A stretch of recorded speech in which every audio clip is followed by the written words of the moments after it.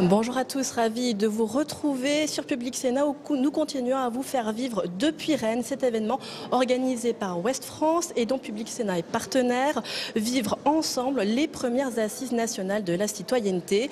Dans un instant, vous allez pouvoir suivre sur notre antenne une table ronde qui s'interroge sur les raisons pour lesquelles le vote ne suffit plus à assurer la totale légitimité démocratique d'une décision politique. Il va s'intéresser à des sujets très divers et concrets. Notre-Dame-des-Landes récemment, mais aussi la loi de travail, en passant également par la question de l'écotaxe. Mais d'abord, on va s'intéresser à ce sujet avec mon invité, Laurent Berger. Bonjour. Bonjour. Vous êtes secrétaire général de la CFDT.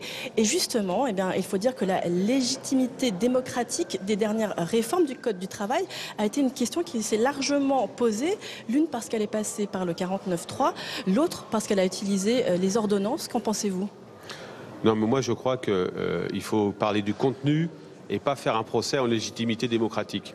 Le 49.3, quoi qu'on en pense, ou les ordonnances, quoi qu'on en pense, ce sont des dispositions démocratiques, constitutionnelles, qui sont dans la loi. Et donc le vrai sujet, si vous voulez, c'est que notre pays s'intéresse au fond et arrête de se battre sur la forme simplement. Et donc, moi, chacun le sait, j'avais des désaccords et j'ai encore des désaccords avec ces ordonnances. Mais mon problème, c'est pas qu'il y ait eu absence de débat. C'est que sur le fond, dans les arbitrages et les choix qui ont été faits et par le gouvernement et par le Parlement, il y a des choses qui ne me vont pas, comme par exemple la façon dont vont être traités les salariés des petites entreprises.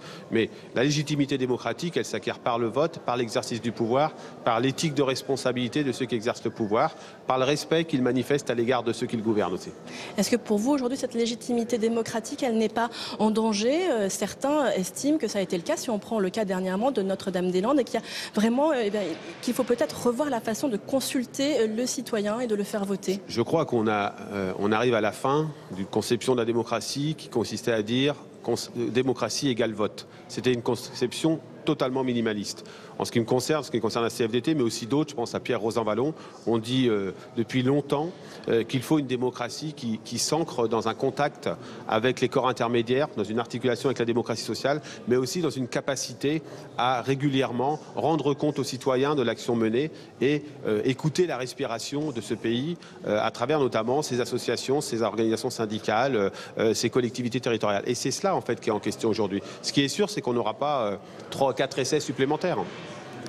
On voit bien la poussée des mouvements populistes qui sont anti-corps intermédiaires pour la plupart. Et si on veut lutter contre ça, il faut davantage écouter, partager le pouvoir.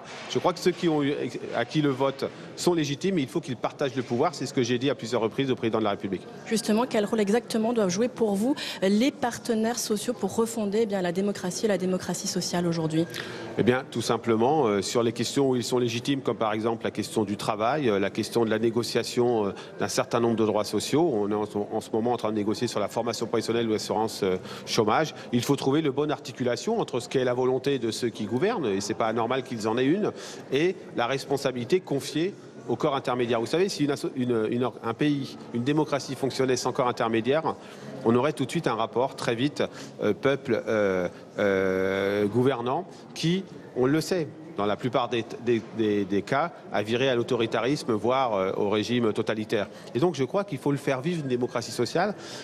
Aujourd'hui, c'est insatisfaisant. Je ne dis pas que ce n'est pas le cas, mais je crois qu'il faut progresser de la part du gouvernement dans une prise en compte des corps intermédiaires et notamment des organisations syndicales. Comment ça peut être amélioré ? Est-ce que vous avez été satisfait ? Par exemple, des consultations qui avaient été mises en place préalables aux ordonnances ? Vous savez, ces consultations, elles ont été réelles. Moi, je ne dirais pas que ça n'a pas été le cas. On a tous été reçus, tous. Par contre, après, on est entendu ou pas. Ça aussi, c'est la démocratie. Vous savez, moi, je ne demande pas à être tout le temps d'accord. Ce n'est pas un problème de ne pas être d'accord. Par exemple, chacun sait que ces temps-ci, je ne suis pas d'accord avec la politique menée autour de la politique migratoire ou de la situation faite aux migrants. C'est mon droit de le dire, c'est mon droit. Bon, je demande en cela d'être respecté, mais je respecte, en tout cas sur ce sujet-là, j'ai du mal, mais en tout cas je respecte la légitimité de ceux qui prennent les décisions. Mais il faut qu'ils entendent lorsqu'il y a, y compris des désaccords. Je crois que c'est comme ça que fonctionne une démocratie. Tout à l'heure, vous me disiez, que ce soit les ordonnances ou le 49.3, ce sont des outils démocratiques. Mais néanmoins, est-ce que ces procédures n'ont pas été vécues comme une forme d'agression, notamment par une partie du peuple ? Oui, sans doute, mais c'est justement la démonstration que c'est tout le processus en amont qui a été qui peut avoir été défaillant, ou c'est ce sentiment de faire des choix sur lesquels on ne partage pas assez ce que sont finalement les raisons et les fondamentaux pour faire ces choix. Et donc je crois que c'est ça, il faut qu'on comprenne que la démocratie, c'est pas simplement le vote et puis la réaction par pic de la population sur tel ou tel événement ou proposition ou texte de loi. C'est beaucoup plus profond que ça. C'est la capacité à s'appuyer sur ce qui fait la richesse de notre pays, c'est-à-dire des hommes et des femmes qui ensemble s'organisent pour faire valoir tel ou tel intérêt, c'est pas un gros mot, telle ou telle vision de la société, et leur capacité à ce que leurs intérêts contradictoires parfois se confrontent pour faire émerger des compromis. Et le compromis, il n'intervient pas simplement dans le vote à l'Assemblée, parce que finalement, là, c'est pas un compromis, c'est un vote majoritaire. Il s'exerce dans la société, il faut le chercher dans la société.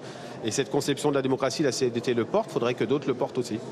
Bien, merci beaucoup, Laurent Berger, d'avoir répondu à mes questions. Et tout de suite, donc, place à cette nouvelle table ronde qui s'intitule « De Notre-Dame-des-Landes à la loi travail en passant par l'écotaxe, le vote ne suffit plus à assurer la totale légitimité démocratique d'une décision politique », présentée par Stéphane Vernet de Ouest France et Oriane Mancini pour Public Sénat.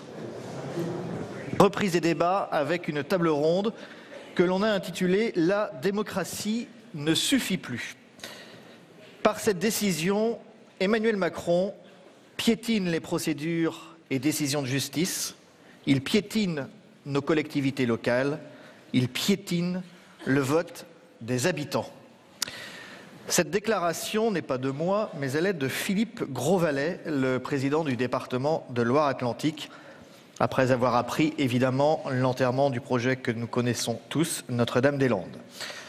Alors, quelle est la réalité ? Que ce soit ce grand projet d'aéroport, que ce soit Sivins ou d'autres projets encore qui structurent ou qui doivent structurer nos territoires.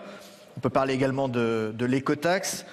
On peut parler également de la loi travail qui a été entravée. On constate que les leviers classiques pour faire accepter les choix politiques, eh bien ces leviers ne suffisent plus. On revient sur un vote démocratique. On ne suit pas nécessairement des décisions de justice. On manifeste, parfois violemment, et le pouvoir politique se voit contraint de reculer. Alors comment assurer aujourd'hui la légitimité démocratique d'une décision politique ? C'est le thème donc de cette table ronde qui, je le précise, est également retransmise sur Public Sénat. Elle est retransmise en différé, vous pourrez la voir si elle vous a passionné, la revoir à 16h30 aujourd'hui sur Public Sénat. Sachez également que Chenu, notre dessinateur caricaturiste, eh bien, interviendra quand il le souhaitera avec quelques croquis dont il a le secret. Merci donc d'accueillir pour cette table ronde Philippe Martinez, secrétaire général de la Confédération Générale du Travail. Bienvenue Monsieur Martinez, je vous en prie, asseyez-vous là. Dominique Régnier, professeur des universités à Sciences Po Paris et directeur général de la Fondation pour l'innovation politique. Bruno Retailleau, sénateur, Les Républicains.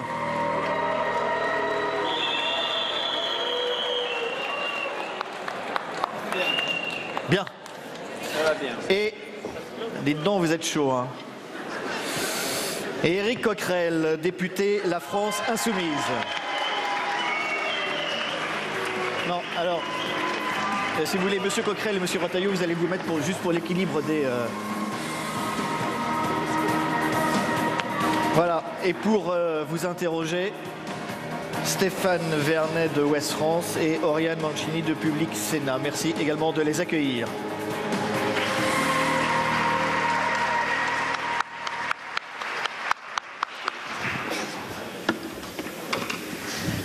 Bonjour à tous, bienvenue, merci de nous rejoindre pour cette table ronde.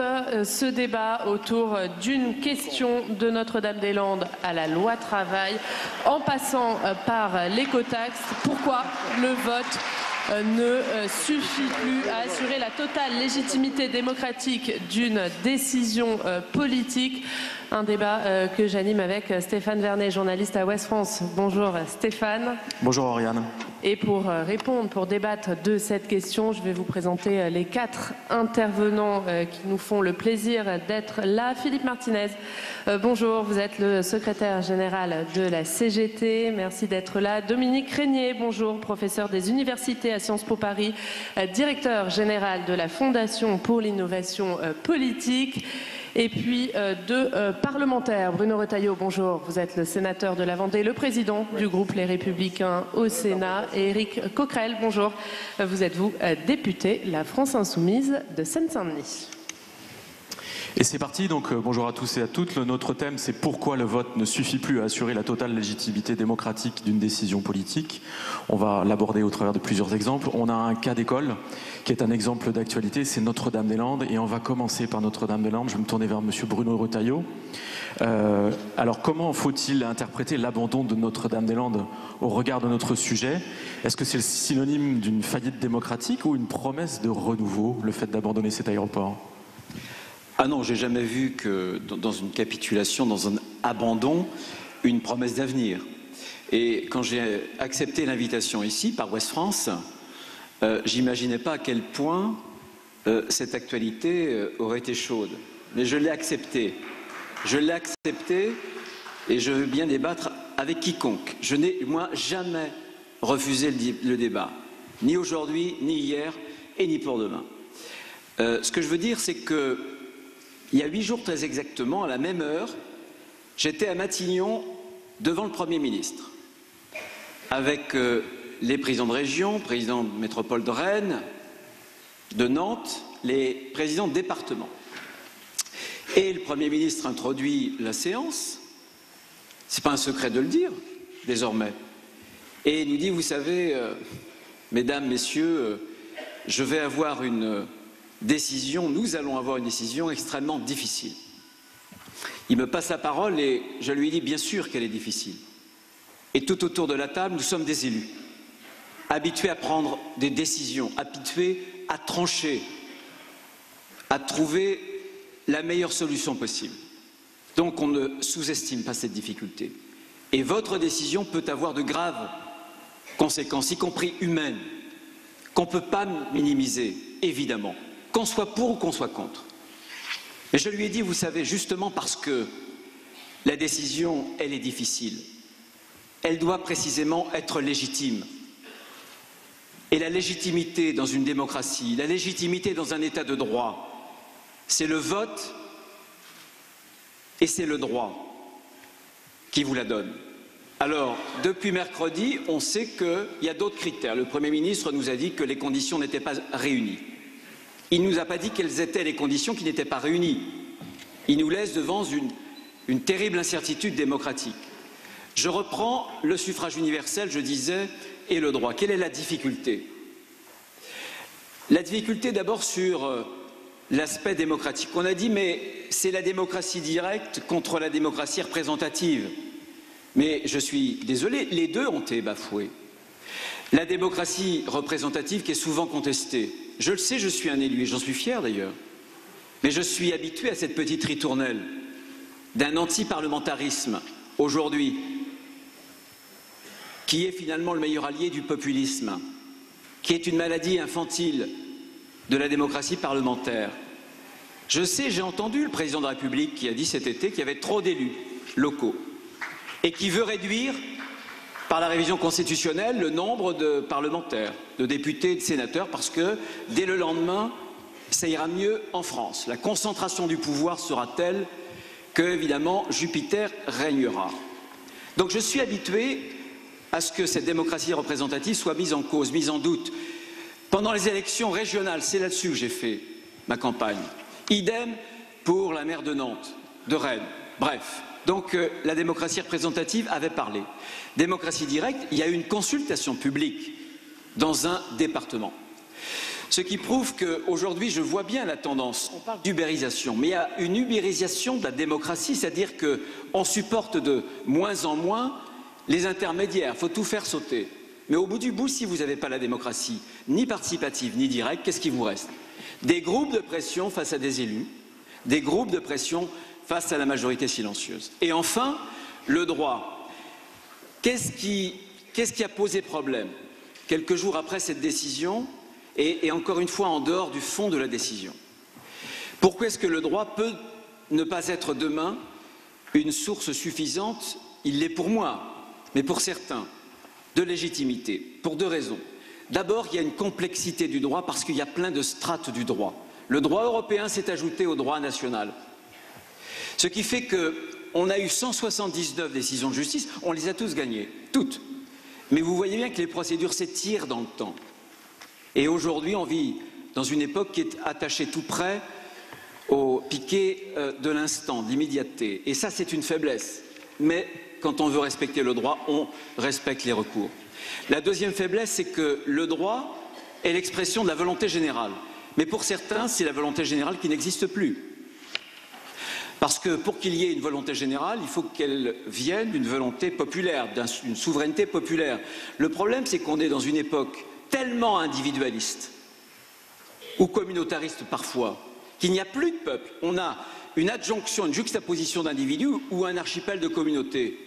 Et donc il n'y a plus de peuple, d'où la crise de la représentativité. Qui représenter si on n'a que des individus si différents les uns des autres, ou des communautés? Où est le peuple? S'il n'y a plus de peuple, il n'y a plus de souveraineté populaire, il n'y a plus de souveraineté nationale. Et par conséquent, le pouvoir est réduit à l'impuissance. On a un exemple extraordinaire sur Notre-Dame-des-Landes. Ce que je veux dire, pour terminer, c'est que je pense, pour ma part, dussé-je choquer certains d'entre vous, mais c'est ma liberté. Personne ne peut me l'enlever. C'est ma liberté. C'est que je pense fondamentalement que l'abandon de Notre-Dame-des-Landes est une violence. C'est la victoire d'une violence physique, c'est la victoire d'une violence symbolique. D'une violence symbolique contre le pacte qui lie entre eux les Français et qui fait que, entre les Français, nous avons ce pacte, cette convention républicaine qui fait que l'individu s'efface devant le citoyen. Aujourd'hui, le citoyen a de plus en plus de droits et l'individu a de plus en plus de droits et le citoyen a de moins en moins de devoirs. Voilà, moi je pense que je pourrais redire des choses sur la décentralisation puisqu'on est l'Ouest. Non mais vous avez déjà bien planté le décor, c'est pas mal du tout. Moi j'ai retenu...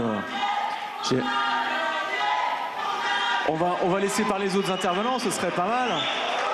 On va laisser intervenir, laisser intervenir les autres participants à cette table ronde. C'est bien, il y a de l'ambiance dans la salle, mais ce serait dommage de ne pas écouter M. Martinez ou M. Coquerel. Je pense qu'ils ont des choses à dire sur le sujet.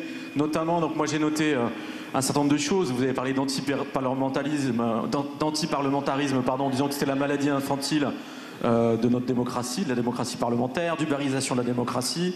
Vous avez fait un parallèle entre la démocratie directe et représentative en disant que les deux avaient été bafoués. Donc tous ces propos concernent la représentativité, les élus, la place des élus. Vous en avez un à côté de vous, qui est Éric Coquerel. Je ne suis pas sûr qu'il ait le même avis que vous sur ce qui s'est passé autour de Notre-Dame-des-Landes et je serais curieux qu'il nous dise quel est son point de vue. Déjà, par exemple, sur la question du parlementarisme, on va peut-être pouvoir se retrouver avec Bruno Retailleau, sauf que ça ne peut pas être à géométrie variable. Moi, je crois qu'effectivement, le problème, et on parlait de maladie infantile, moi je parlerais plutôt de maladie sénile, c'est qu'on a aujourd'hui un système néolibéral qui contourne toutes les souverainetés populaires. Et donc, à partir de là, il ne faut pas, j'allais dire, se réveiller sur cette question uniquement quand... localement, ça peut vous concerner par rapport à quelque chose que vous estimez injuste. Je vais y venir après. Quand le traité constitutionnel européen, en 2005, a été refusé par les Français et que tous les parlementaires de tous les principaux partis institutionnels ont accepté de le remettre en actualité avec le traité de Lisbonne, Bruno Retailleau, vous n'avez peut-être pas voté, j'ai dit tous les partis, et tant mieux si vous ne l'avez pas voté, mais il se trouve que tous les partis, y compris celui dont vous faites partie, majoritaires, ont été pour ce traité de Lisbonne sous Nicolas Sarkozy. Est-ce que ce n'était pas une insulte à la souveraineté populaire? Quand on décide, par exemple, que le CETA va être appliqué en Europe avant même que les parlements nationaux ne soient consultés, est-ce que ce n'est pas une insulte à la souveraineté populaire? Quand on décide, au nom de traités dans lesquels les peuples n'ont pas eu leur mot à dire, que désormais les parlements vont respecter une règle de 3% de déficit, quoi qu'on pense après du bien fondé, mais qui est imposée par rapport à une des fonctions régaliennes les plus importantes des parlements, qui sont le fait de fixer les budgets. Est-ce que ce n'est pas contourner la souveraineté populaire? Autrement dit, moi je suis d'accord avec ce que vous êtes en train de dire. Il y a deux manières de contourner la souveraineté populaire, et j'allais dire, ils se concentrent en France avec les deux mots. Le premier, c'est qu'on a une espèce de machine folle qui donne le pouvoir à la finance et qui est en train de contourner justement les cadres collectifs que nous nous donnons pour, j'allais dire, faire en sorte que la communauté de destin que nous représentons puisse s'exprimer. Et puis la deuxième, et puis alors là par contre je crois que je suis le seul dans ce cas, au moins, enfin je parle dans les politiques entre vous et moi, c'est qu'il y a une 5e République qui est de plus en plus délétère. Enfin, on a des monarques élus, un président de la République qui fait une émission politique qui ressemble plus à Secret d'Histoire sur France 2 de Stéphane Bern qu'à une émission politique, qui décide, alors qu'il a été élu, on le sait, dans un contexte spécial, par rapport à Marine Le Pen, qui estime que son programme, du coup, doit être appliqué à 100%, alors que chacun sait qu'au mieux, il a 20% des électeurs derrière lui. Donc on voit bien que cette espèce de présidentialisme, et là je vais vous rejoindre sur une chose, qui est en train... Vous ne savez peut-être pas parce que l'antiparlementarisme a j'allais dire, fait écho dans le pays, qui est en train en plus d'affaiblir actuellement, là, au moment où je vous parle, les assemblées. En décidant par exemple au Sénat, et ça a été voté malheureusement par la majorité du Sénat, et je le regrette, que le droit d'amendement désormais serait de la prérogative des commissions et non plus de l'hémicycle. Et c'est l'Assemblée nationale bientôt qui va être soumise au même problème. En décidant, soi-disant, que le problème en France serait qu'on ait trop de parlementaires. En décidant, par exemple, que les seuls scandales de confiance dans la vie politique, même si je n'excuse en rien ceux à cause desquels on a été obligé de légiférer, qui ont pris leurs aises avec l'intérêt général, soit en embauchant des emplois fictifs et autres, mais on estime qu'il n'y a que l'Assemblée, comme par hasard, qu'on doit pointer du doigt comme étant le repère des filous et des truands dans la vie politique. Tout ça, ça vise une chose, c'est à renforcer toujours plus un pouvoir exécutif et qui là pour l'instant est aux mains effectivement de quelqu'un qui a pour surnom Jupiter. Donc on pourrait se rejoindre là-dessus. La souveraineté populaire est absolument essentielle. Et pour le cas de Notre-Dame-des-Landes, où je ne suis pas d'accord avec vous, évidemment Bruno Retailleau, c'est qu'on ne peut pas... pour aller vite, je pense que quand quelque chose coince, quand quelque chose divise de manière profonde, à un moment donné, effectivement, le peuple peut être consulté. Mais dans ces cas-là, il faut que le périmètre de sa consultation répond à l'intérêt de l'équipement. Et c'est pas vrai, parce que sinon les financements ne seraient pas nationaux, les décisions n'auraient pas été nationales. Les décisions même sont, par beaucoup de ses partisans, considérées comme celui d'une grande région. Ce n'est pas vrai de considérer que le périmètre pour décider oui ou non du bien fondé de Notre-Dame-des-Landes au nom de l'intérêt général et de l'intérêt national soit seulement celui d'un département. Parce que sinon, je vais vous dire ce que vous faites. Vous organisez demain le fait que pour décider de telle ou telle implantation de gare TGV, vous décidez d'un référendum dans le canton qui le concerne, dans la ville qui la concerne, et on sait bien que ça ne répondra pas forcément à l'aménagement du territoire et au bien fondé du transport qui est si mal en point aujourd'hui. Donc c'est pour ça que, arrêtons de nous dire que moi je suis pour un référendum, il fallait un référendum national dans ces cas-là si on le voulait, et non pas un référendum au niveau d'un département dont on voit bien que, y compris en termes de chantage par rapport à l'emploi, on savait où ça allait diriger. Donc Notre-Dame-des-Landes, je ne suis pas d'accord, d'abord sur la question du périmètre. Et puis il y a autre chose, et je vais arrêter là pour ne pas être trop long, mais chacun sait que dans la démocratie, et je suis pour une démocratie représentative, je crois que je viens de le prouver, une vraie démocratie parlementaire, et pour une 6e République, et je vous attends sur ce terrain-là, Bruno Retailleau, eh bien, il y a à un moment donné aussi une autre forme d'expression populaire. On le sait tous. Les mouvements sociaux, c'est une forme d'expression populaire. À un certain moment, par exemple, la droite, quand elle a contesté, à mon avis, de manière illégitime, par rapport au programme qui avait été décidé en 1981, qu'elle ne voulait pas la remise en question du financement des écoles privées, mais la droite ne s'est pas privée de manifester par centaines de milliers de personnes dans les rues pour faire capoter le projet. Donc ce qui est valable dans un cas ne serait pas valable dans un autre. Autrement dit, oui, il y a à un moment donné des choses qui font en sorte qu'il y a un tel blocage, une telle division qu'il y a deux choix. Soit on passe en force, au risque justement de faire mal au pays par rapport à telle ou telle mesure, et en l'occurrence Notre-Dame-des-Landes, je pense que c'était contraire à l'intérêt général, à l'intérêt environnemental, pour des raisons qui devraient être comprises par rapport à ce qui était il y a 50 ans, où la question du climat n'était pas aussi prégnante, en tout cas qu'elle l'est aujourd'hui, et qui interroge le transport aérien.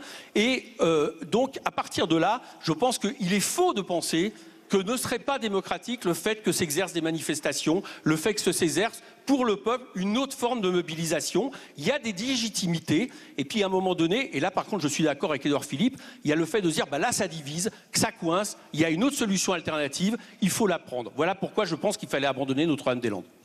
Merci Éric Coquerel. Dominique Régnier, Éric Coquerel parlait il y a quelques instants de cette consultation organisée en Loire-Atlantique. Pourquoi cette consultation n'a-t-elle pas définitivement mis fin au débat? Et quelles seraient pour vous les conditions à remplir pour obtenir un avis qui serait indiscutable aux yeux de tous? Alors, c'est une affaire passionnante, cette affaire-là, hein, non seulement par les réactions qu'elle suscite, mais par sa complexité interne. Je voudrais rappeler ce que chacun sait parfaitement, mais dans l'argumentation, je voudrais rappeler qu'on peut être étonné par la durée de cette affaire et l'incapacité, je le dis surtout pas en mauvaise part, hein. Je ne suis pas un élu, j'ai essayé, j'y suis pas arrivé. Et je défends le vote malgré tout, hein, je vous prie de le relever. Mais je ne voudrais pas, si vous voulez, avoir l'air de dire yaka, faucon, hein, c'est tout à fait désagréable et c'est souvent très compliqué de prendre des décisions. Mais il est frappant de voir que depuis si longtemps, la puissance publique n'est pas parvenue sur ce dossier-là à prendre une décision. Et le fait que le chef de l'État, François Hollande, élu au suffrage universel direct, plutôt que de décider lui-même dans un sens ou dans un autre, propose de confier la décision à une partie du peuple, en soi est un sujet d'interrogation. La légitimité n'était-elle pas suffisante? Qu'est-ce qu'on fait? C'est une question de politologue, hein, je vais la poser comme ça. Hein. Qu'est-ce qu'on fait quand on a la légitimité populaire, puisqu'on est le chef de l'État élu au suffrage universel direct? Qu'est-ce qui vous manque pour décider au point que vous considérez qu'il faut une consultation de plus? Peut-être qu'il a ses raisons, hein, je ne les ai pas bien entendues, mais elles existent peut-être. Et je crois que là, déjà, quelque chose est fait, au fond, à la légitimité qui procède de l'élection. Et donc, il n'est pas très étonnant qu'ensuite, la consultation qui a lieu n'ait pas beaucoup plus de force que celle qui a porté au pouvoir l'homme qui a décidé d'organiser une consultation. Il y a une forme en fait, de déroulement logique, avec une vraie préoccupation collective. Le dossier, il est clos maintenant. Donc, moi, c'est un dossier qui m'a intéressé, mais je ne veux pas revenir sur son histoire, ce n'est pas exactement le sujet. Mais sur la question démocratique, au fond, qu'est-ce qu'on demande à un vote?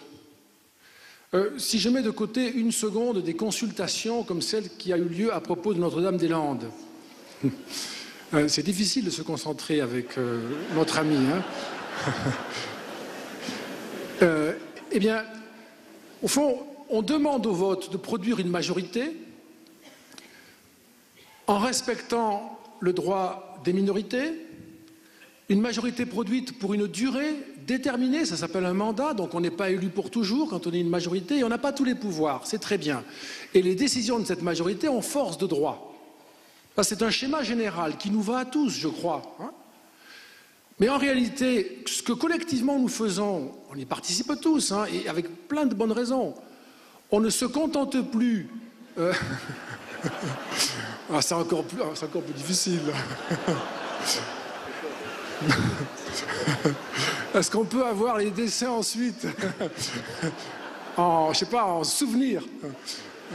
Alors, en plus, il est très fécond, hein, ça n'arrête pas. Hein, ce que nous demandons ensuite au vote, nous-mêmes, collectivement, c'est pas simplement de produire des majorités, c'est aussi de produire des majorités qui ont une certaine qualité. Par exemple, on va souhaiter que, par le vote, on ait une assemblée, qu'elle soit nationale ou locale ou régionale, mais où il y ait, et c'est très bien, la parité.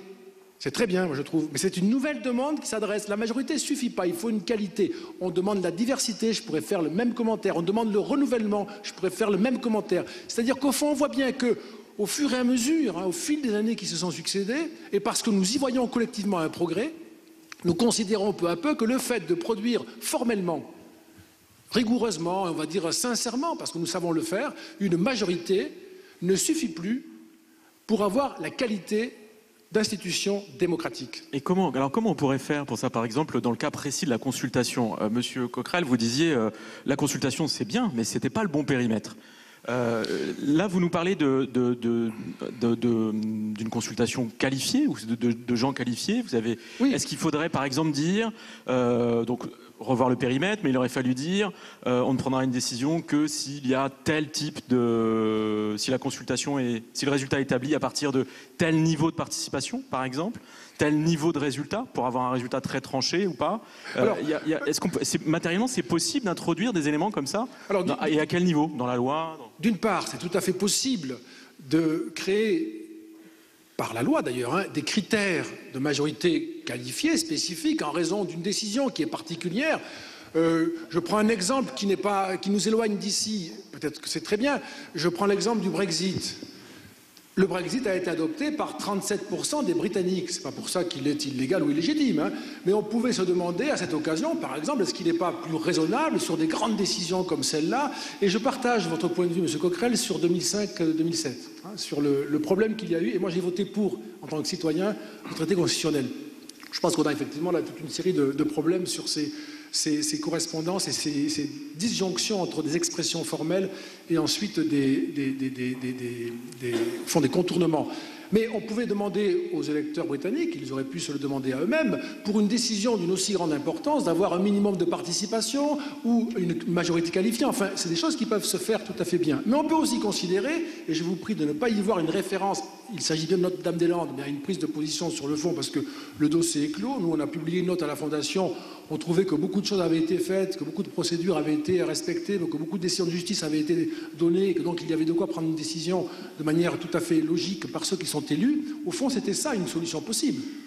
Il y a des élus qui représentent le peuple au niveau local, au niveau régional, au niveau national. Il y a l'institution juridique, le droit, qui est l'émanation de la souveraineté populaire, qui n'est pas toujours respectée et qui est effectivement mise à mal dans un contexte de globalisation. Ce sont des grands sujets qui attaquent directement la question démocratique. Je suis bien d'accord aussi sur ce sujet-là. Il y a un vrai sujet, un immense sujet. C'était une autre possibilité de dire, eh bien, un chef de l'État, que ce soit François Hollande ou son prédécesseur, Nicolas Sarkozy, ont tout en main en termes de légitimité pour prendre des décisions. Et donc, cette crise, non seulement du fondement de l'institution démocratique, qu'est-ce qui fait qu'on est légitime démocratiquement aujourd'hui? D'une certaine manière, je ne suis pas en mesure de le dire. Nous pouvions répondre hier. Aujourd'hui, on a le sentiment qu'il est difficile de répondre. Et c'est une question, je termine là-dessus, c'est une question à laquelle il faut nous dépêcher de répondre collectivement. Parce que nous ne pouvons pas rester dans l'incertitude sur ce qui fait le critère de l'institution légitime. Puisqu'évidemment, et chacun le sait, sans un critère commun qui est partagé par nous, c'est-à-dire aussi approuvé, discuté et approuvé, sans un critère commun, il est évident que s'ouvre un espace où la violence, de manière réelle et symbolique là aussi, peut s'installer et trancher des situations, ce qui nous ferait évidemment régresser sur le plan politique.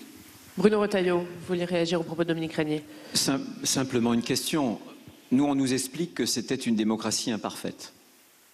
Il y a eu des élections municipales, départementales et régionales. À chaque fois, ceux qui ont gagné ont mis en avant Notre-Dame-des-Landes. Il y a eu une élection présidentielle et j'avais le candidat Emmanuel Macron à 2 mètres de moi quand j'en ai entendu dire qu'il respecterait le référendum, c'était un engagement, et qu'il évacuerait. Donc, à nouveau, pendant une présidentielle. Et puis, certes, sans doute un périmètre qui n'était pas le meilleur, je ne l'avais pas demandé. Mais à chaque fois, il y a eu l'expression d'une démocratie. Donc, dans la décision qu'a prise le gouvernement, sur quel élément démocratique s'est-il fié? A-t-il fondé sa décision pour que cette décision soit légitime? Je me pose cette question. Vous dites, la démocratie a été imparfaite, mais l'absence de démocratie est encore plus une faute. Peut-être avant de passer à un autre de nos thèmes, on va évoquer la loi travail avec M. Martinez, mais juste avant, une question. Est-ce que quand un projet dure aussi longtemps, est-ce qu'au niveau de la loi, il ne faudrait pas introduire une espèce de clause de revoyure qui oblige à soit redébattre, soit à revoter au bout d'un certain temps, parce que dans cette histoire, c'est aussi un projet qui a tellement duré que peut-être que la décision de le faire au départ était bonne, mais qu'à l'arrivée, les choses ont tellement changé que ça ne l'est plus, et qu'entre les deux, il manque un rendez-vous avec le citoyen. C'est une question que je vous pose de manière collective. Ça existe, ça n'existe pas, c'est faisable, c'est souhaitable ou pas? Monsieur Coquerel. Oui, Coquerel, allez-y.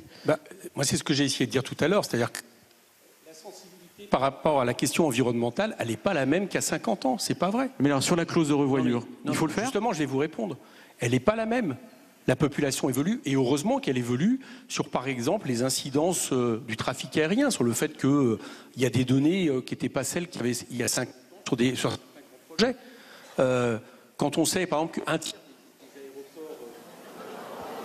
aéroports... C'est un peu difficile, vous ne m'entendez pas là? C'est pas de ma faute. Petit problème de micro. Bruno Retailleau a me prêté son micro, oui. Merci. Des aéroports quand même européens qui sont français. Il y a des données aujourd'hui nouvelles. Il y a par exemple le fait que... comme ça ? D'accord. Il y a par exemple le fait que progressivement, l'agrandissement de l'aéroport de Nantes comme alternative, c'est des chiffres certainement qu'il n'y avait pas il y a 50 ans. Et puis, enfin, bon, il y a tout un tas de choses. Et moi, ça m'apparaît normal que quelque chose qui était figé il y a 50 ans puisse être revu à un moment donné par une autre... Alors, mais par qui et comment ? Alors, donc la question se pose effectivement de ce cas-là. J'ai répondu tout à l'heure. J'ai répondu, je crois clairement. J'ai dit qu'à partir du moment où vous avez un équipement qui est d'intérêt national, et Notre-Dame-des-Landes nous a été vendu comme un équipement d'intérêt national, dans ces cas-là, si on veut sortir par le haut, il fallait un référendum au niveau national. Je vais vous donner un autre exemple pour montrer que ça peut être différent. Si on avait voulu éviter le drame de Sievens, dans le Tarn, avec la mort de Rémi Fraisse qui s'est suivi, là on voit bien que c'était un équipement, alors là pour le coup, d'intérêt strictement départemental. Là on aurait pu estimer éventuellement qu'il y avait un référendum qui avait lieu. Donc moi je crois que en dernière instance, c'est vrai que c'est le peuple qui a toujours la solution, mais encore faut-il que ça corresponde avec la taille de l'équipement. Bruno Retailleau, sur cette question de la clause de revoyure, vous y êtes favorable ou pas ? Pourquoi pas? Le souci de l'allongement des procédures, c'est que nous sommes dans des sociétés complexes et que n'importe qui peut porter n'importe quel sujet sur le plan du droit, ou presque, au niveau français et au niveau européen. C'est ce qui allonge les délais. Simplement, je veux dire 3 choses. 1, c'est faux, le projet n'a pas 50 ans, la DUP est de 2008, le contrat de 2010. Et les éléments les plus importants ont été jugés par la Cour de cassation, le Conseil d'État ou la Commission européenne sur la base du droit d'aujourd'hui. Première chose. Donc, première erreur quand on dit il y a 50 ans, il y a 50 ans. Bien. Deuxième élément, pour ce qui concerne le trafic aérien. On voit bien que, et d'ailleurs on l'a noté, on a près de 20 ans d'avance par rapport aux prévisions des années 2000 sur le trafic. Hier est paru, figurez-vous comme par hasard, les chiffres de croissance de Nantes Atlantique. Ils sont de 15%. Les médiateurs se sont fixés sur des taux de croissance de moins de 5%. Je dis bien en 2017, la croissance du trafic. Donc vous voyez bien, c'est bien au-delà de ce qui avait été prévu, à plus forte raison, il y a 50 ans. Et enfin, sur l'environnement, je veux simplement dire qu'il n'y a pas d'un côté des bétonneurs et de l'autre des autres. C'est moi qui ai fait inscrire dans le Code civil, et aucun parti écologiste, vous m'entendez, le préjudice écologique à la suite de l'ERICA. C'est nous, au Sénat, sous mon impulsion, qui l'a fait inscrire. Donc voilà, et ce que je veux dire par là, c'est que le Notre-Dame-des-Landes était prévu pour consommer 3 fois moins d'énergie au sol et dans les aérogores par voyageurs que n'en consomme Nantes Atlantique. Donc je ne sais pas si survoler 70 000 habitants avec les nuisances sonores, c'est bien pour l'environnement, mais je préfère que 900 personnes soient survolées plutôt que 70 000. Voilà. On va revenir à un autre sujet. La question, c'était la clause de revoyure. Est-ce que ça existe dans certains pays ? Est-ce que c'est instauré dans la loi, Monsieur Régnier, dans certains pays, de dire, voilà, au bout de tant de temps, il doit y avoir automatiquement un référendum en cas de grand projet, oui ou non ? Alors, il y a dans votre question, il faut distinguer 2 objets. Est-ce qu'il faut une clause de revoyure pour des projets qui s'étirent dans le temps et qui donc, en s'étirant dans le temps, se déploient dans un contexte qui évolue? Là, je crois que ça n'existe pas. Ou est-ce qu'il est possible de créer une clause de revoyure après qu'une décision a été prise pour 5 ou 10 ans après vérifier qu'elle est toujours pertinente. Ça oui, mais c'est deux choses différentes. Et la difficulté, c'est que les responsables qui sont élus pour prendre des décisions, leur fonction, c'est comme ça que notre système est organisé, leur fonction c'est d'avoir une capacité à décider pour le futur, pour la durée, et non pas pour l'instant. C'est la mission même des élus. D'ailleurs, je crois pour toute institution, me semble-t-il, les élus doivent quand même voir loin et décider pour longtemps, même si on peut toujours revenir sur une décision par principe. Et donc c'est un peu paradoxal, me semble-t-il, d'attacher à cette mission qui est de décider et de voir loin et de décider pour longtemps. C'est un peu paradoxal d'imaginer des dispositifs intermédiaires qui viendraient dans le cadre d'une consultation au fond couper un élan et amener à recommencer une procédure. Je pense qu'il faudrait assumer, et c'est peut-être ça que nous avons du mal à faire, assumer que quand nous prenons des décisions, elles sont légitimes pour assez longtemps. Je vous donne un exemple sur la question catalane. Je repars, mais de l'autre côté. Pour nous éloigner. Sur la question catalane, moi j'ai rencontré des amis catalans qui étaient pour plutôt l'indépendance, et quand je leur dis mais votre scrutin n'est pas légal, qu'ils me disent oui mais il est démocratique, et je leur dis la Constitution vous l'avez bien ratifiée en 1978, et on me répond moi j'étais pas né. On me l'a dit, et de bonne foi bien sûr, sinon ça n'a pas d'intérêt. Autrement dit, moi je demande à être invité à ratifier de mon vivant une procédure qui m'engage. Celle qui a été signée par les prédécesseurs ne me concerne pas, ne m'engage pas. Si nous avons une crise de l'engagement sur nos contrats collectifs, les grands contrats, juridiques, démocratiques, etc., parce que nous considérons que la durée les affecte et que plutôt que de les rediscuter collectivement, ce qui est une formidable occasion de faire de la politique, nous les laissons décliner ou bien nous les contestons de façon, au fond, insidieuse, je pense que là, nous aurions une grande difficulté. Il ne faudrait pas que nous soyons rentrés dans cette période. On va parler d'un autre dossier, toujours autour de cette question de la légitimité démocratique. On va parler avec vous, Philippe Martinez, de la loi travail, ou plutôt des lois de travail. C'est justement la question. Est-ce que vous diriez que la loi travail portée par le gouvernement d'Édouard Philippe est plus légitime, ou en tout cas plus démocratique que la loi El Khomri, dans le sens où elle était clairement inscrite dans le programme du candidat Emmanuel Macron, pour lequel les Français ont voté? Bonjour à toutes et à tous. J'allais dire ni l'une ni l'autre. Il n'y a que la méthode qui a changé. Puisque la première, vous le savez, nous l'avons découverte dans un journal et on n'en a pas discuté. La seconde, puisque c'est la plus récente, effectivement, on a parlé de réforme du droit du travail dans le programme d'un candidat. Mais je citerai qu'un exemple pour montrer que cette réforme n'a pas été détaillée. Est-ce que vous aviez, puisque vous êtes journaliste, entendu parler dans le programme d'Emmanuel Macron de rupture conventionnelle collective? Moi non. Moi non. Pourtant, c'est la première mesure de la réforme du droit du travail qui est appliquée alors que le décret est encore sec. Donc, la première chose, c'est évidemment, il faut que les élus, quels qu'ils soient et à tous les niveaux, respectent leurs engagements. Ça, c'est le premier problème, parce qu'on a eu souvent des mésaventures de ce point de vue-là. Et en même temps, sur de tels sujets, la seule, j'allais dire, le seul fait d'en parler dans une proposition, dans un programme électoral, ne suffit pas, parce qu'y compris sur, par exemple, le droit du travail, les effets de... Il faut mettre la main plus haut. Oui. Ah bon? À quel niveau? Là, ça va. Je disais donc que, effectivement, sur une telle question comme le droit du travail, la perception que peuvent en avoir les citoyens n'est pas forcément la même. Déjà, si on ne travaille pas, l'avis sur le droit du travail n'est pas tout à fait le même.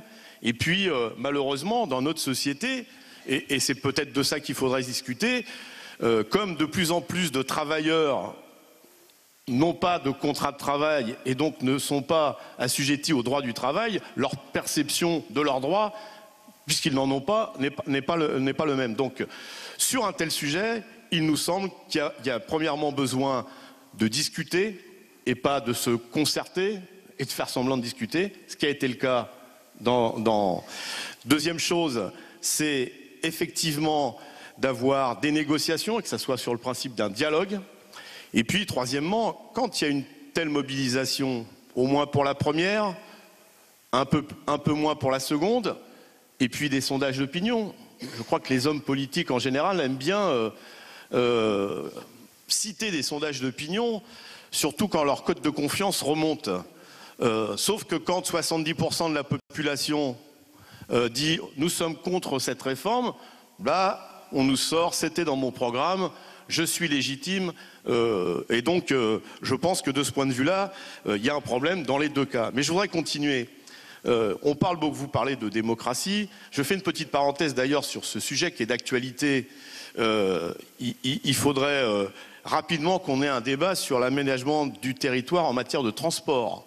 Parce que si à chaque fois on a ce style de débat, parce qu'on va supprimer une gare à tel endroit, ou parce que vous savez que l'avenir de la SNCF se joue dans ces prochaines semaines, et que des territoires vont être complètement encore plus désertés par le train. Mais évidemment, quand on a créé les cars Macron, on est plutôt favorable aux autocars qu'aux chemins de fer. Donc je pense que de ce point de vue-là, il faudrait un débat national pour éviter d'avoir des tensions locales. Je ne reviens pas sur le sujet précisément, mais plutôt réfléchir, parce que nous vivons tous sur le même territoire, mais nous n'avons pas le même traitement en matière d'égalité du transport qu'on habite dans une zone rurale ou dans une grande métropole. Mais je voudrais revenir sur la question de la démocratie et insister sur un point. Il y a quand même, pour un certain nombre de dirigeants, une différence entre démocratie sociale et démocratie politique. Dans cette réforme du droit du travail, on parle beaucoup de référendum. En gros, les syndicats ne seraient pas légitimes et on pourrait donc consulter les salariés si une direction d'entreprise souhaite passer un accord quel qu'il soit. C'est marrant, ça ne marche pas en politique, ça. Hein. Ça ne marche pas en politique, ça. On ne fait jamais, ou très rarement, de référendum. Quand on en fait un, on ne le respecte pas d'ailleurs. Mais on ne fait jamais de référendum en matière politique sur tel ou tel sujet parce que des élus ne seraient pas d'accord. Vous voyez ce que je veux dire? Donc il y a deux démocraties dans ce pays. Moi, je ne pense pas qu'on puisse faire la différence entre démocratie sociale et démocratie politique. La démocratie, c'est la démocratie. Et donc, de ce point de vue-là, par exemple, sur le référendum, puisqu'on parle beaucoup de référendum, il y a une façon de fonctionner dans les entreprises. Les syndicats, vous n'êtes pas représentatifs, même si aux élections professionnelles, le pourcentage de participation est supérieur aux dernières élections législatives. Vous n'êtes pas représentatif. Vous n'êtes pas représentatif parce que vous n'avez pas d'adhérents. Bon, on ne parle pas des adhérents des partis politiques, ça c'est comme c'est moins, on n'en parle pas. Comme c'est moins, on n'en parle pas. Et donc, à ce titre-là, on décide que les salariés, c'est ça la démocratie, ils peuvent décider d'eux-mêmes de ce qui est bon ou pas bon pour eux sans en référer aux syndicats. Et après, il faut discuter comment on construit la démocratie. Parce que peut-être vous vous souvenez tous de Smart, c'était pas il n'y a pas si longtemps. Quand la démocratie, j'ai l'habitude de celle-là, quand la démocratie, c'est de dire, soit vous acceptez de dégrader vos conditions de travail, d'être payé moins, soit on ferme l'entreprise, je ne sais pas si on peut appeler ça de la démocratie, vous voyez. Et pourtant, c'est un vote. Sauf que ce genre de pratique, elle est de plus en plus courante. Donc, je pense qu'il faut, évidemment, nous sommes pour la légitimité du vote. Les élus, nous considérons que ça veut dire quelque chose. Il n'y a pas. Par contre, on ne peut pas avoir des élus qui, une fois élus, font ce qu'ils veulent au détriment de la démocratie, justement, et des questions méritent que régulièrement il y ait des débats citoyens en France comme dans les entreprises. Et on pourrait parler, mais vous allez me redonner la parole, de la démocratie dans les entreprises, quand par exemple des salariés mettent toute leur énergie à construire un projet, je pense dans l'industrie par exemple, et qu'on leur dit c'est bien ce que vous avez fait, mais comme ça rapporte pas assez, eh bien votre projet on le met à la poubelle parce que nous ce qui nous intéresse c'est les résultats financiers de la fin de l'année. Quelle démocratie il y a pour le salarié sur sa contribution dans le travail dans l'entreprise? Alors, je vais pas parler plus que les autres. Hein. Oui, mais je vais vous redonner la parole, mais sur un autre aspect qui a été évoqué en filigrane à plusieurs reprises. On parle des nouvelles formes de mobilisation, d'expression populaire. On a parlé aussi de violence dans le cadre de Notre-Dame-des-Landes. On assiste dans un certain nombre de secteurs où il y a des contestations à un retour de la violence dans l'espace public. Comment est-ce que vous le vivez? Est-ce que c'est quelque chose qui peut faire progresser une cause? Est-ce que c'est quelque chose qui peut faire progresser une cause, ou alors est-ce qu'au contraire, c'est pas quelque chose qui va la perturber, la détourner aux yeux de l'opinion? Comment vous l'avez vécu, par exemple, au moment des manifestations sur les lois travail? Pour commencer, j'ai entendu ce matin que l'ONU, la commission des libertés de l'ONU, pointait du doigt la France pour ses lois liberticides, mais en même temps,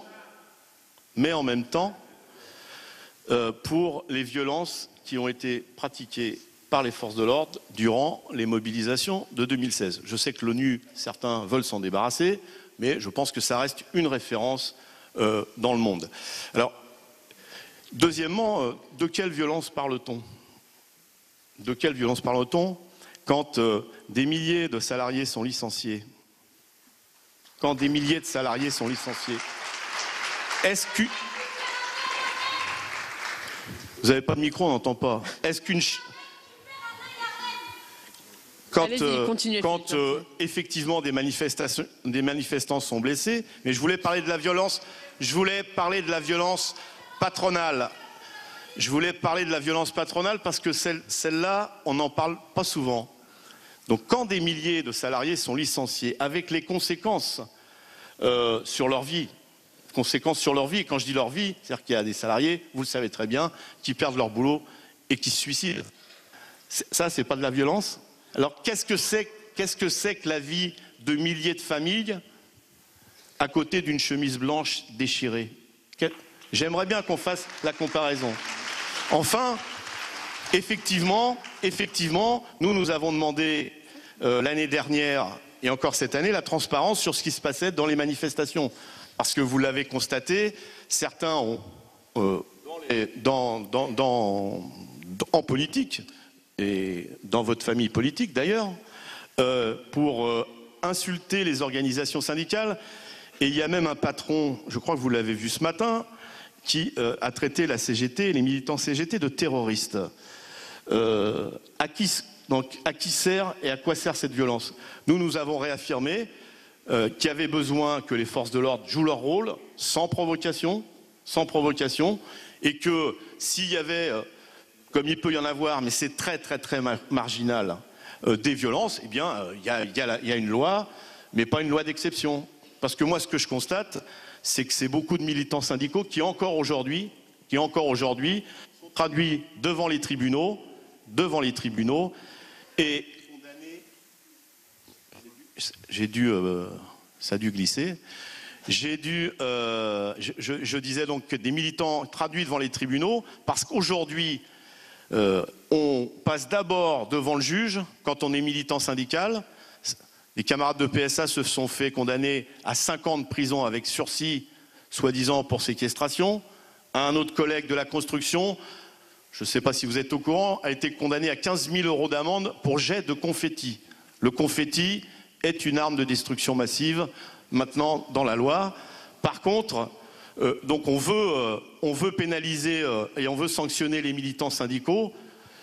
Et ça, c'est inadmissible d'essayer de faire croire que ceux qui défendent les salariés, ceux qui se mobilisent, ce sont des criminels et des terroristes. Il nous reste très peu de temps avant de passer aux questions de la salle et vous pourrez vous exprimer à ce moment-là, mais on va écouter encore nos 4 intervenants. Pour conclure, Éric Coquerel, est-ce que la crise de la démocratie, ce n'est pas avant toute chose une crise de confiance? Ouais, enfin, ça, excusez-moi, mais je ne sais pas trop ce que ça veut dire, parce que moi, je reviens sur le sujet. Je vais faire la transition avec ce que disait Philippe d'abord. C'est que on a aujourd'hui des mesures en France qui sont prises. Il parlait du syndicaliste Philippe Christman qui s'est pris 15 000 € d'amende. Il faut savoir ce que ça veut dire. C'est que ce syndicalisme, un matin, il a découvert que ses comptes en banque étaient bloqués. Il n'avait plus 1 centime. Et il a pris de la prison avec sursis. Au même moment, le gouvernement français se réjouissait que, grâce à une convention, HSBC paye une amende de 300 millions d'euros pour un blanchiment de fraude fiscale. Vous avez bien entendu, un blanchiment de fraude fiscale d'1,6 milliard d'euros. Autrement dit, ça veut dire, vous prenez quelqu'un qui cambriole une banque, vous lui dites on va prendre 20% de ton butin, puis tu peux continuer à cambrioler les banques. C'est exactement ça. Et ce que je veux dire par là, c'est qu'il y a un rapport dans la manière dont aujourd'hui on traite d'un côté par exemple les syndicalistes et de l'autre côté on traite les banquiers. Il y a le même rapport que quand par exemple dans un budget à l'Assemblée nationale, on fait 9 milliards de cadeaux fiscaux aux plus riches de nos concitoyens détenteurs de capitaux que nous allons tous payer par ailleurs. C'est la même logique politique. Et là, on ne peut pas avoir une démocratie là-dedans. On ne peut pas avoir une démocratie là-dedans.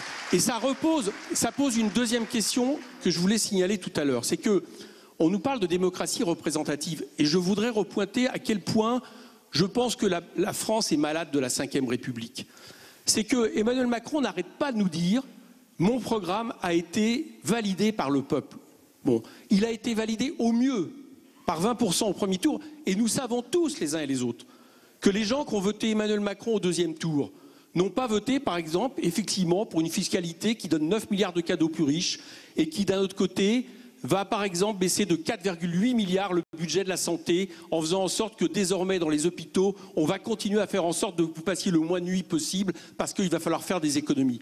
Ils n'ont pas voté, Philippe l'a dit, pour des ruptures conventionnelles collectives qui sont une manière encore pire j'allais dire, de faire des plans sociaux et d'économiser absolument tout ce qui coûtait jusqu'à maintenant aux chefs d'entreprise quand ils faisaient un plan social, etc., etc. C'est pas vrai. Les gens n'ont pas voté pour ça. Autrement dit, il faut remettre en question le fait qu'on puisse tout faire avec 20% des voix pendant 5 ans. On puisse faire d'ailleurs soit son programme, soit l'inverse. Je vous rappelle que François Hollande avait par exemple expliqué, attendez, laissez-moi finir, avait expliqué qu'il ne signerait pas le traité européen s'il était élu. Il l'a fait en exactement 5 minutes. Et donc, il faudrait des mesures. Nous sommes pour une constituante pour la 6e République, pour donner le pouvoir au peuple. Nous sommes par exemple pour des principes de révocabilité des élus qui fassent qu'à mi-mandat, on puisse révoquer un élu selon la manière dont il respecte son mandat. C'est la seule façon, à un moment donné, de redonner confiance dans la démocratie. C'est-à-dire que le peuple s'en saisisse. C'est tout sauf la monarchie républicaine que nous avons aujourd'hui. Il faut laisser du temps avec la salle. On tient absolument à ce qu'il y ait un vrai échange avec la salle. Donc on continue à se parler, mais c'est la salle qui va poser les questions et on va répondre. Voilà. Vous aurez à nouveau la parole. On va se tourner vers la salle. Qui veulent poser des questions, vous levez la main et vous vous levez surtout pour qu'on puisse vous repérer. Alors, monsieur, on va vous donner un micro.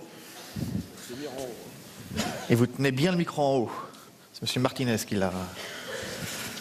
Il y a une autre solution, laquelle vous n'avez pas évoquée. Tenez bien le micro là, en haut. C'est que l'élu remette son mandat en cause. Donc c'est une question qui n'a pas... Ça c'est une question intéressante parce que la nouvelle majorité à l'Assemblée a dit que le président de l'Assemblée, les questeurs remettraient leur mandat en cause à mi-mandat. Et aujourd'hui il semble que le président de l'Assemblée n'ait plus tellement envie de le faire. Je m'adresse aux 2 parlementaires qui sont avec nous. Je me trompe ou pas? Aux députés, du coup. Il faut aller poser la question à François de Rugy. Non, François de Rugy, il a tendance un petit peu à interroger tout le train de vie des parlementaires, sauf le train de vie du président de l'Assemblée. Moi, je trouve qu'il y a des questions à lui poser. Et effectivement, il avait fait cette promesse. Et ça serait intéressant de lui demander pourquoi il compte présider l'Assemblée jusqu'au bout. Voilà, ça fait partie, vous avez raison. C'est pour ça qu'on est pour le principe de révocabilité, parce que j'ai pas trop confiance dans le fait que les élus remettent en question leur mandat quand on ne respecte pas leur mandat. Donc je pense que c'est plutôt le peuple qui doit s'en mêler. Dominique Régnier. Non, 2 choses. D'abord, sur l'élection qui a eu lieu, l'élection d'Emmanuel Macron est parfaitement légitime. Il est impossible d'en contester le résultat.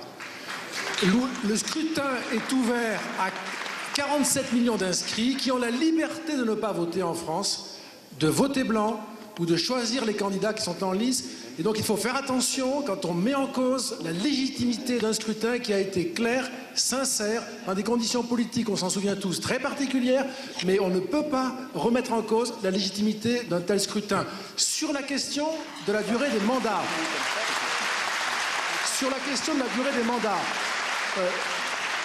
un simple raisonnement logique. Il me semble que si nous croyons à la souveraineté du peuple et que ce peuple donne mandat pour gouverner 5 ans, alors les élus doivent gouverner pendant 5 ans et rendre des comptes devant ce même peuple au bout du terme qui a été décidé par les électeurs.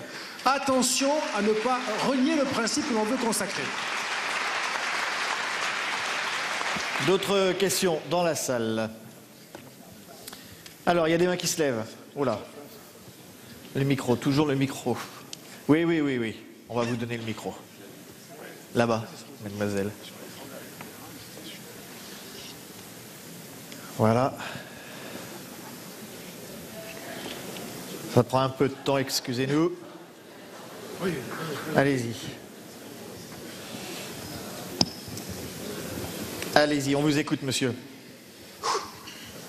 Alors, moi, je voudrais revenir sur Notre-Dame-des-Landes, puisqu'effectivement, on parlait de référendum. Je suis tout à fait pour, mais effectivement, je reprocherais à M. Retailleau, entre autres, que le référendum ait lieu uniquement sur la Loire-Atlantique.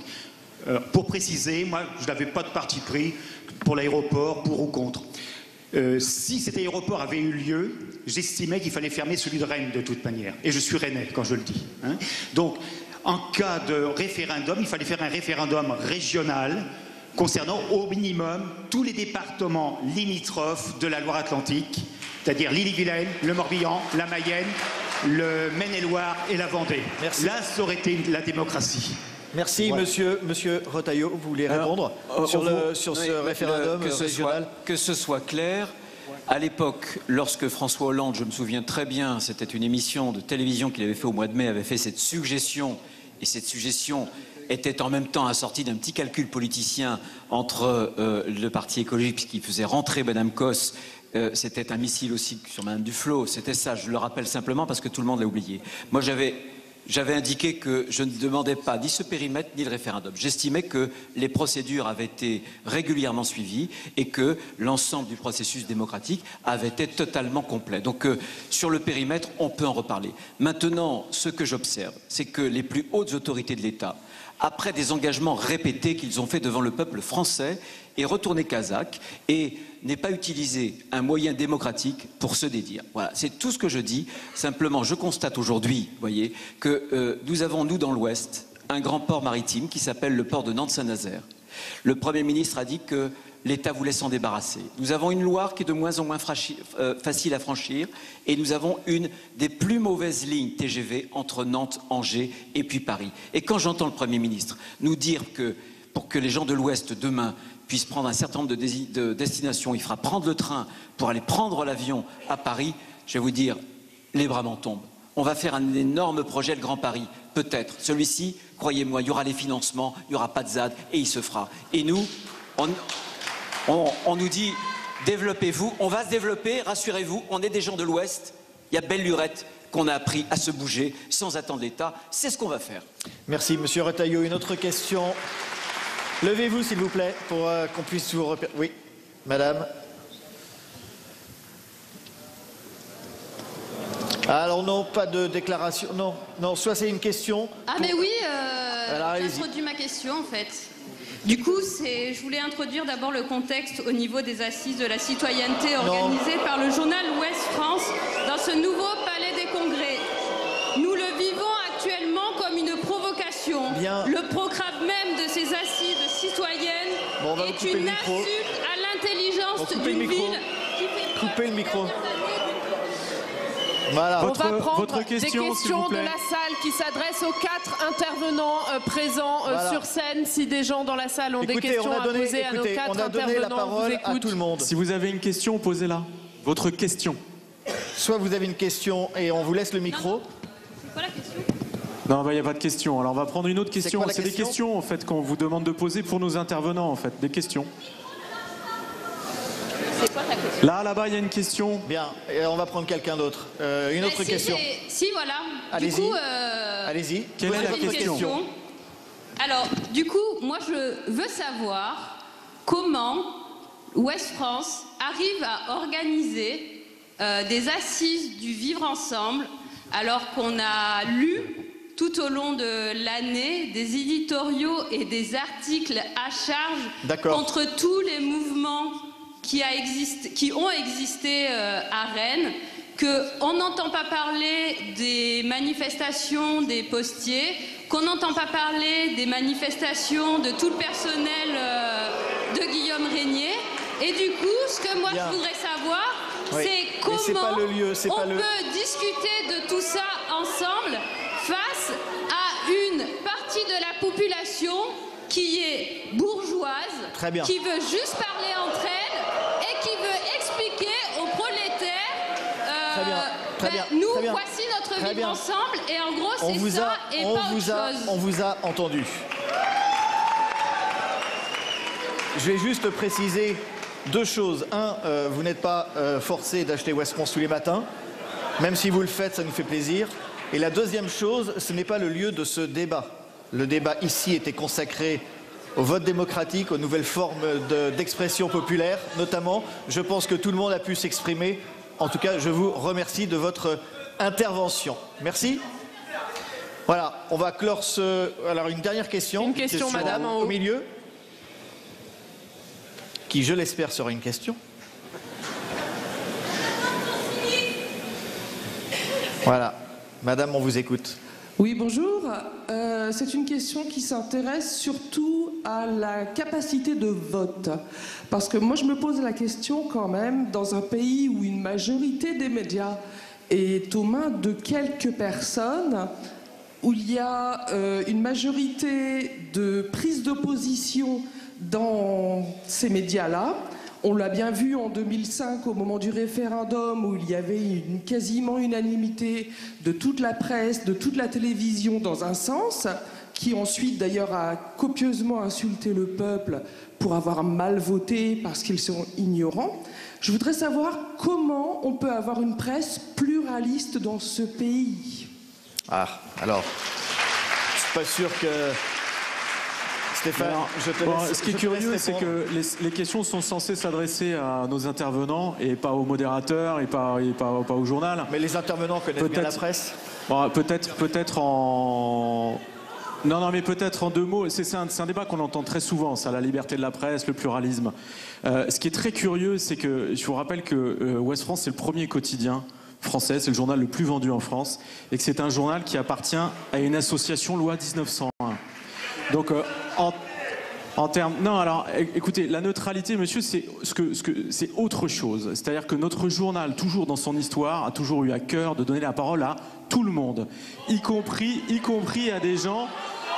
Écoutez, l'illustration, elle est sur le plateau aujourd'hui. Je suis désolé, vous avez des gens qui sont ici, qui ont la parole, qui défendent des points de vue qui sont tout à fait opposés, qui ne sont pas forcément les nôtres sur un certain nombre de questions. Et notre vocation à nous, c'est de faire vivre le débat. C'est le sens de ces assises de la citoyenneté. On est au cœur de nos missions, on est au cœur de notre travail. Et on va laisser répondre nos intervenants qui participent à ce débat. Philippe Martinez, un mot sur cette question. Après, on vous donnera la parole, Éric Coquerel. Oui, effectivement, on ne peut pas se plaindre d'un manque de débat quand c'est au cours d'un débat organisé. Mais moi, je voudrais revenir sur la presse. Nous pensons qu'il faut une loi sur la presse, sur le pluralisme de la presse. Ça, c'est la première chose. Et notamment en matière de financement. Parce que s'il n'y a pas plus de moyens pour justement favoriser la pluralité et le pluralisme de la presse, eh bien forcément, il y a une concentration des médias et des moyens en général. Hein, je ne m'adresse à... En général, je ne peux pas me faire... En général, et évidemment, vous retrouvez par exemple dans l'audiovisuel, mais plus largement dans la presse, eh bien, quelques patrons, très riches patrons, qui détiennent la quasi-totalité des médias. En matière de pluralité, je les lis pas, mais je suis pas sûr que les éditos de Dassault tous les 2 janvier dans le Figaro soient forcément reflétant... On va pas parler des concurrents et non, pas vous, mais moi...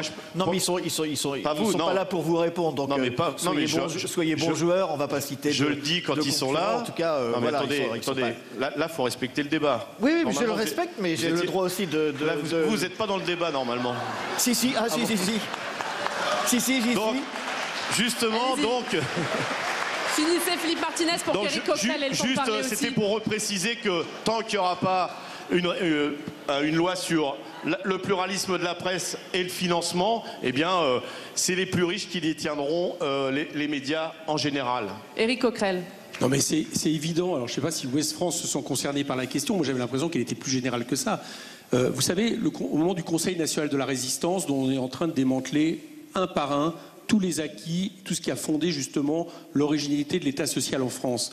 C'est pas pour rien qu'une des mesures qui a été prise soit sur justement le refus de monopole de la presse, mais aussi le refus que des groupes qui n'ont aucun rapport avec la presse puissent détenir la presse. Et c'est exactement ce qui est en train de se passer à travers notamment plusieurs télévisions ou des grands groupes du BTP qui ont évidemment des intérêts à ce qu'on parle d'une certaine manière de leurs activités, détiennent aussi des médias. Donc ça doit nous interroger, parce que ça interroge la démocratie. Et au-delà même des médias, moi, j'interroge aussi ce qui est en train de se passer sur Internet avec Facebook, avec Google, c'est-à-dire des grands groupes privés, qui la plupart sont américains, et qui sont en train d'amonceler des données sur absolument toutes les populations de manière extrêmement dangereuse, à côté duquel bientôt 1984 Orwell pourrait peut-être nous sembler quelque chose finalement de paisible par rapport aux dangers qui arrivent, et puis aussi à partir de là de la manipulation des choses. Donc moi je crois qu'il faut toujours remettre, et de ce point de vue-là c'est pas le Figaro que j'attaque, au moins c'est un journal d'opinion, mais il faut toujours essayer de faire en sorte que la presse soit effectivement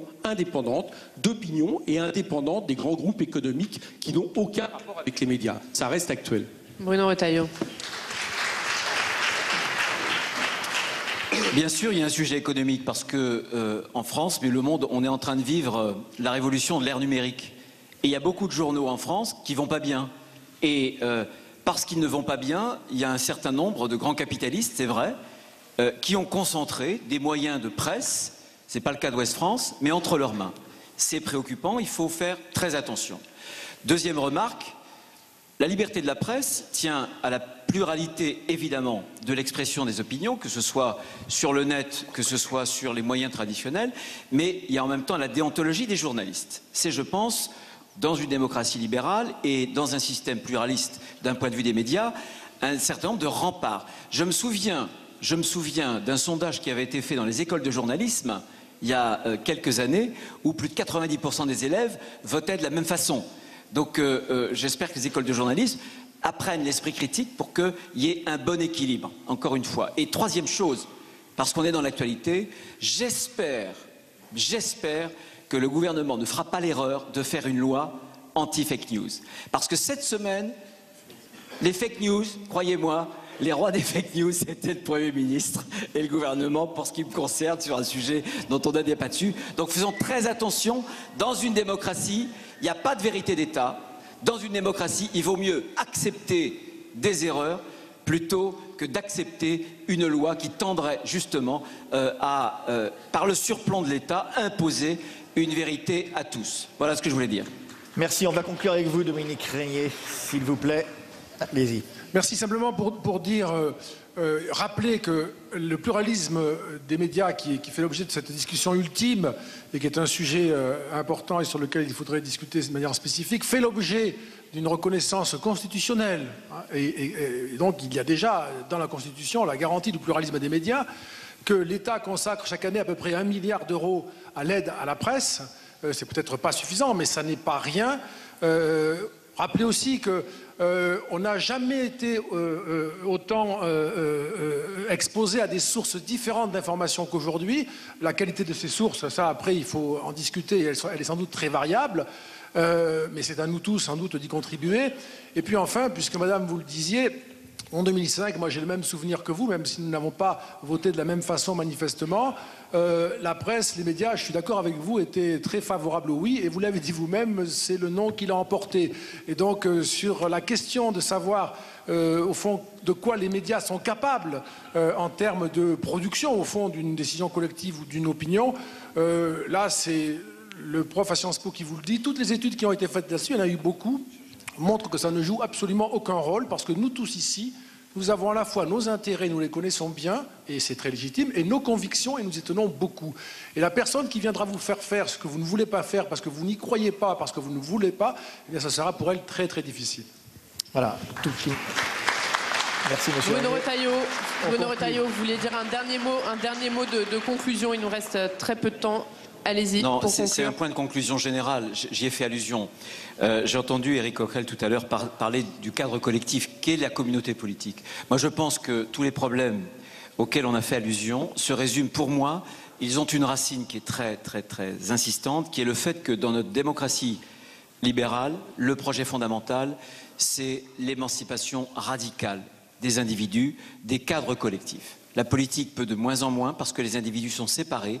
Pierre Manant avait l'habitude de dire que ce qu'il faut que l'on retrouve, c'est une amitié civique. On peut être pour ou contre, on doit pouvoir débattre. On doit pouvoir aussi accepter les jugements, les verdicts de la démocratie. Retrouver un cadre collectif, refonder une amitié civique, c'est alors qu'on pourra refonder en même temps la légitimité de la décision politique. Merci, messieurs et dames. Merci Oriane, merci Stéphane, Éric Coquerel, Bruno Retailleau, Philippe Martinez, Dominique Régnier. Merci d'avoir participé à ce débat. Merci à tous de nous avoir suivis sur Public Sénat. Très bonne soirée. Voilà, et en direct de...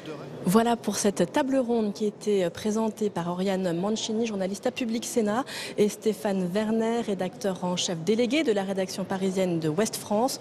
Une table ronde qui s'est interrogée sur les raisons pour lesquelles le vote ne suffit plus aujourd'hui à assurer la légitimité démocratique des décisions politiques, et qui s'est intéressée à des cas extrêmement concrets, Notre-Dame-des-Landes, très récemment, l'écotaxe ou encore la loi travail. Tout cela faisait partie d'un événement, Vivre ensemble, les premières assises de la citoyenneté organisées par Ouest France à Rennes et dont Public Sénat est partenaire. Très bonne journée sur les chaînes parlementaires.